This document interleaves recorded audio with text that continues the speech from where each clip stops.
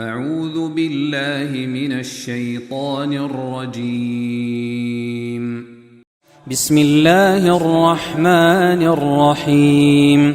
ويل للمطففين الذين إذا اكتالوا على الناس يستوفون وإذا كالوهم أو وزنوهم يخسرون ألا يظن أولئك أنهم مبعوثون ليوم عظيم يوم يقوم الناس لرب العالمين.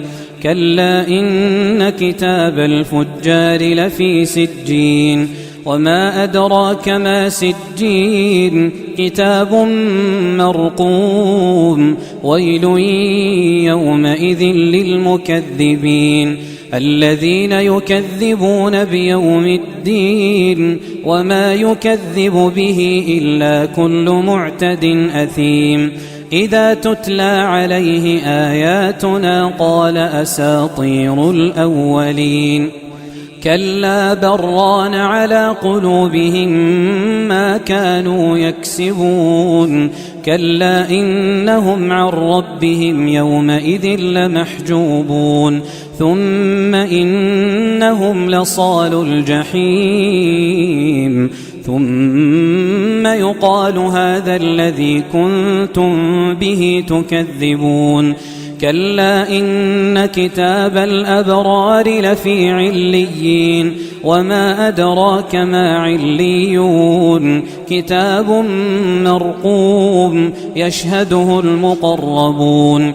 إن الأبرار لفي نعيم على الأرائك ينظرون تعرف في وجوههم نضرة النعيم يسقون من رحيق مختوم ختامه مسك وفي ذلك فليتنافس المتنافسون. ومزاجه من تسنيم عينا يشرب بها المقربون.